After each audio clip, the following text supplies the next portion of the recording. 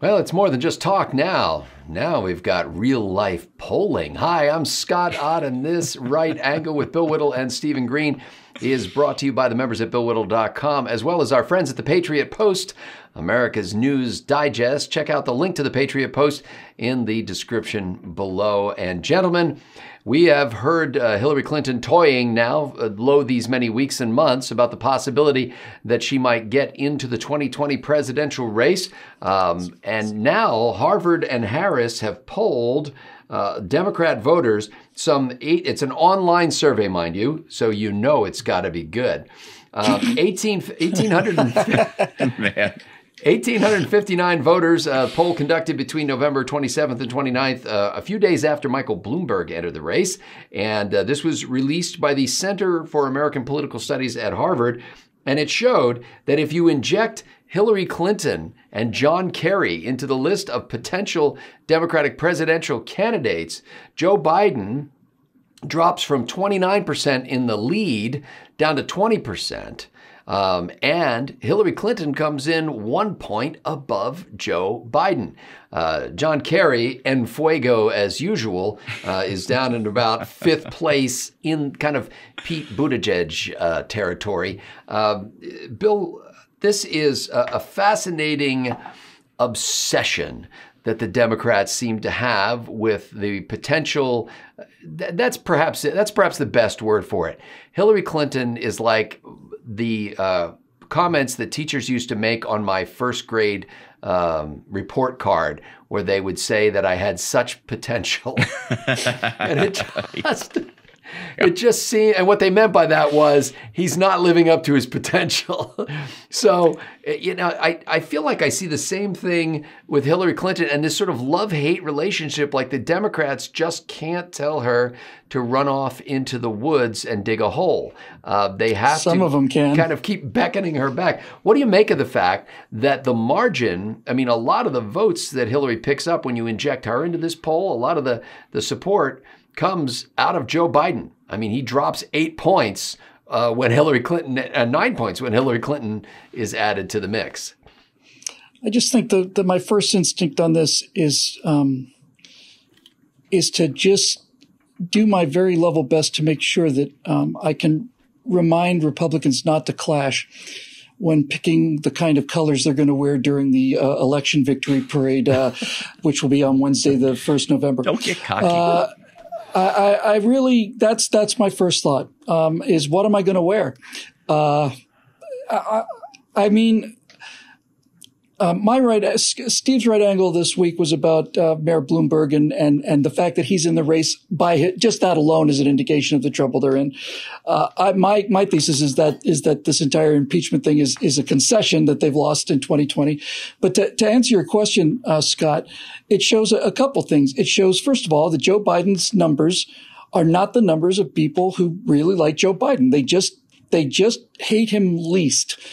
And that's not exactly a ringing endorsement if it's your candidate. It's not like we're talking about swing voters. I hate this guy, but I hate him more. If your front runner is displaced by your disgraced and exceedingly unpopular former candidate twice, basically, and she's going for the William Jennings Bryant hat trick award.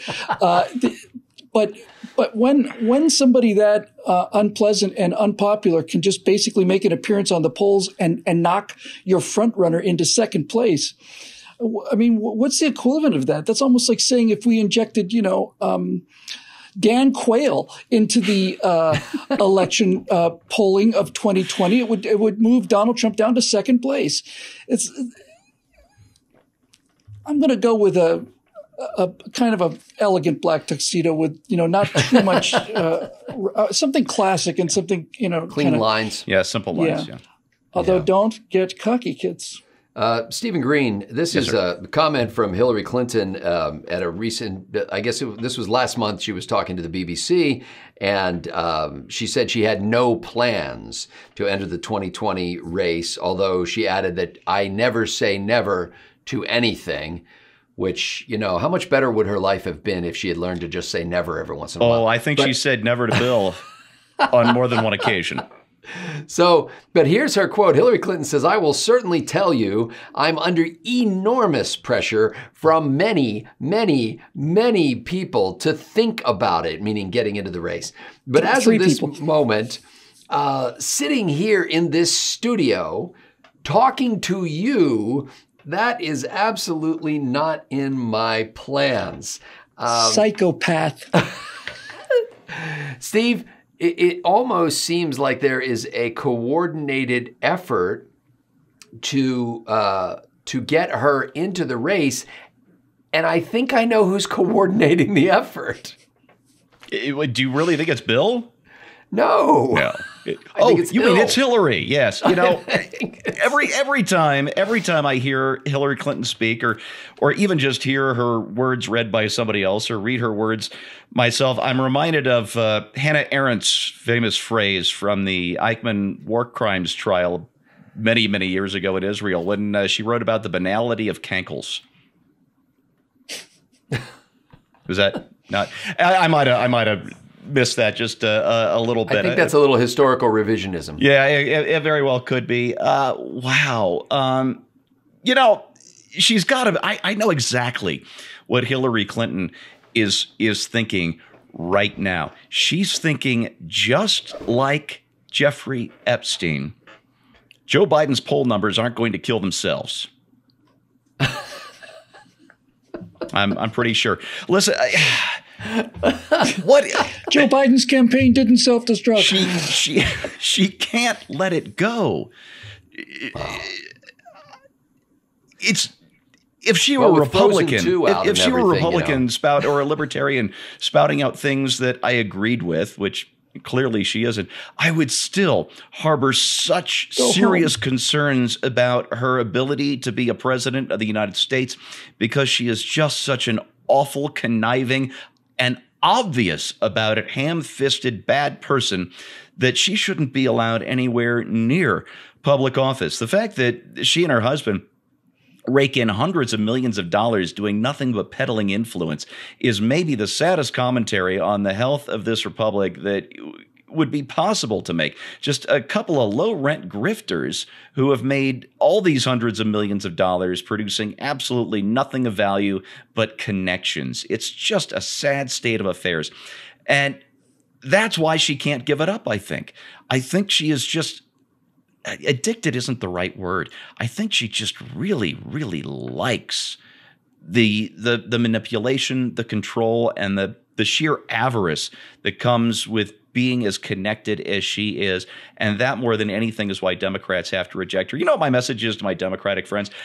Make a candidate earn your vote. Make them work for it. Those guys who have practically moved to Iowa and are going door to door, shaking hands, eating the same diner food day after day, they are working for your vote.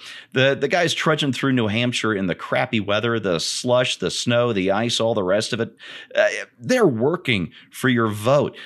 Somebody flying in, buying up airtime like a Mike Bloomberg or a Tom Steyer, somebody who sniffs weakness like a wild animal, the way Hillary Clinton does, trying to zoom in at the last moment to steal your vote away. Don't support these people. They're not working for your vote. They're trying to take advantage of you. Support somebody, my Democratic friends, support somebody who's working for your vote. And I'll tell you right now, I think that person is Donald Trump. Queen of warmongers and carrion eaters. Yes, and carrion eaters. Thank you so much for that, Bill. I know I went on so long, too long, but that woman just, she is just so bad and so public and so frequent and so awful. I'll stop now. You know, it was very nearly enough to make me want to fire up my old satire website, scrappleface.com, again. I mean, it's still out there, but it just hasn't been updated in a year and a half or so. And, you know, when I read this, I immediately thought, you know, Hillary Clinton announces new campaign to win the popular vote. It just seems you like could pitch that to the Babylon Bee. Yeah, maybe I should. While she's saying I should never say never, there are a lot of Democrats who were backed a candidate in the last go round that wish she would have said never then. She was intensely unpopular with a lot of voters, but it is amazing how you can posit that maybe 1 out of 5 Democrats would like her to be the nominee, and all of a sudden she becomes a threat. She becomes, this is a possibility, and that we need to start asking her, would you possibly get into this race? It's under the best set of circumstances, were it any other candidate, you would have to say, it's a little bit late now, my sister. I mean, I don't know if you remember many, many years ago, General Wesley Clark got into the race in like September. So that would have been a couple of months ago if we were looking at this year. Fred Thompson got into the presidential race on the Republican side in September. Rick Perry got in like August. And all of them experienced a sudden surge of popularity, followed by either some stupid gaffe that knocked them out of the race, or just the fact that Fred Thompson, seemed like he wasn't even interested in his own campaign when he was on the stump. By the way, social note here, Fred Thompson, first political candidate I ever gave money to.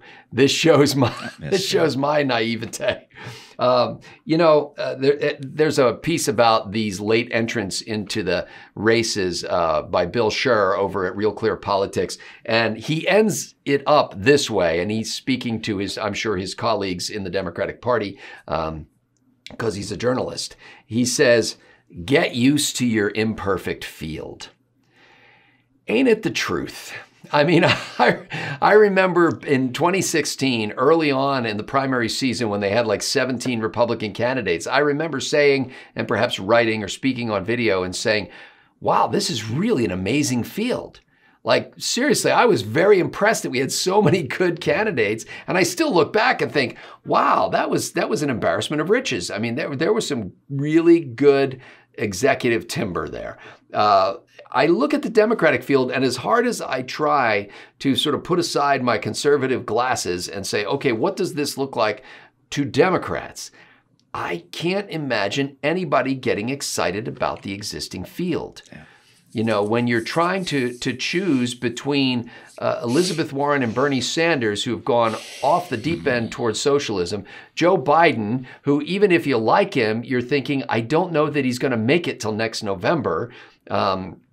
You really don't have a lot of choices. And then you're looking at a guy who was a small town mayor and thinking, well, maybe he's our salvation. After all, we had a part-time state senator last time around who managed to get elected to the U.S. Senate and then to the presidency. I just think that Democrats continue to be disappointed and forlorn about their prospects in 2020. I think they know that no matter what they do to Donald Trump, they really have no chance of winning this. And I think that they're grabbing at straws, clutching for something that can possibly save them. And there are still, the sad thing is, and they need to purge these people, there are still 21% of Democrats who would say, Hillary Clinton, yes. They need to form a new party. They need to save the Democratic Party from this kind of inclination. For Bill Whittle and Stephen Green, I'm Scott Ott. Thanks to the members at BillWhittle.com for making Right Angle possible.